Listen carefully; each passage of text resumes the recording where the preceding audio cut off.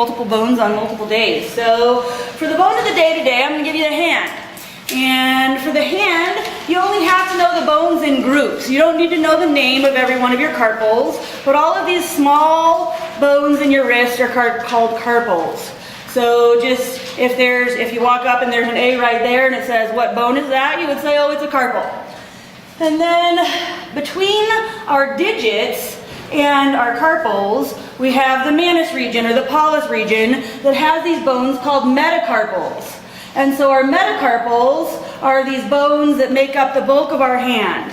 And they're numbered, Roman numeraled I should say, they're numeraled from 1 to 5. Number 1 being your thumb. So your opposable thumb is what makes you different than other animals, other than, apes who also have opposable thumbs.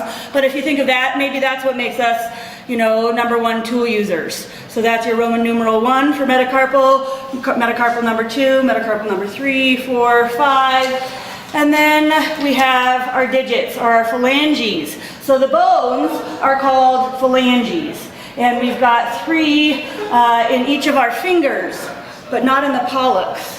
So in each of the fingers, you have a proximal, middle, and distal phalange. So the proximal is going to be the closest to your metacarpals.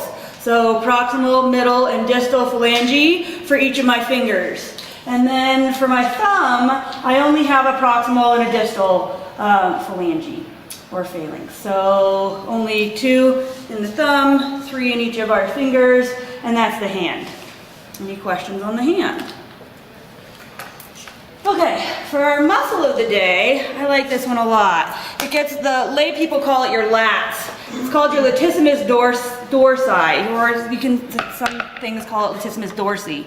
So it's this big muscle in the back of your back that actually affects your arm. So it's this huge muscle in your back. You can see it back here. This really big one on top is your trapezius. Maybe we'll talk about that one tomorrow. But your Latissimus Dorsi is this really big one in your lower back. And what is it doing? It's extending, adducting and rotating my arm. So if I think about where that muscle is, how is that possible? Well, if you look, it's back here. So if I contract it and pull it, I guess another thing to be aware of is that this muscle has a really wide origin, and then it converges onto a small insertion.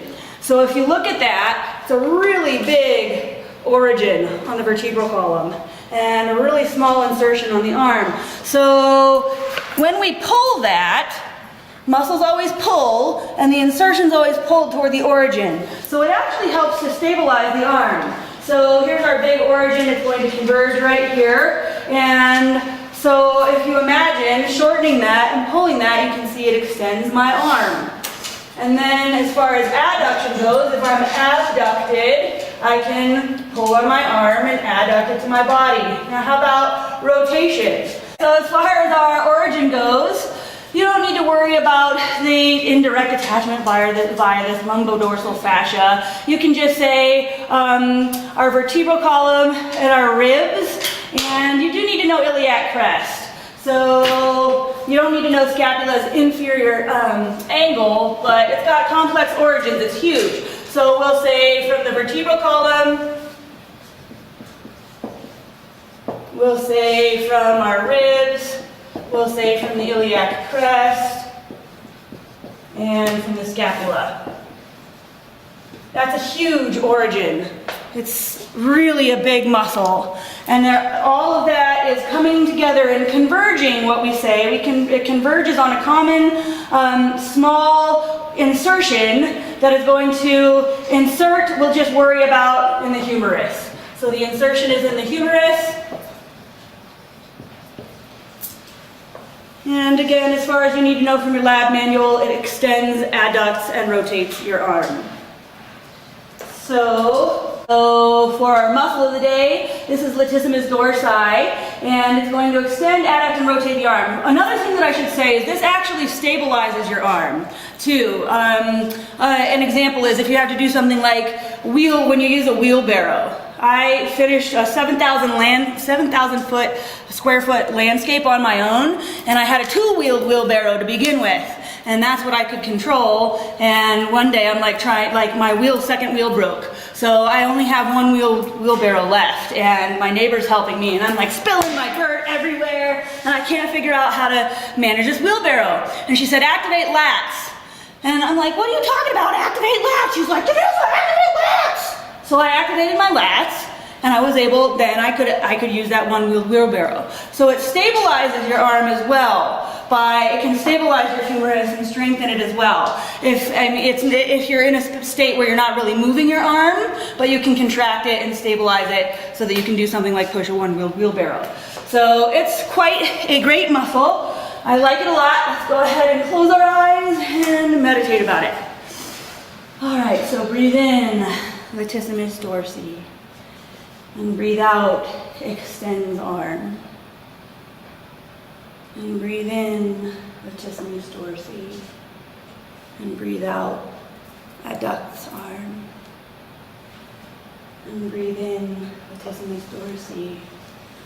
And breathe out, rotates arm. And breathe in, Latissimus Dorsi. And breathe out, extends arm. And breathe in, Latissimus Dorsi. And breathe out, adducts arm.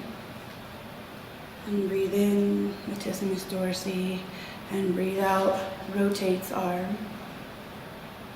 And breathe in, Latissimus Dorsi. And breathe out, extends arm. And breathe in, Latissimus Dorsi. And breathe out, adducts arm. And breathe in, Latissimus Dorsi. And breathe out, rotates arm. And breathe in, and breathe out, and come back to class.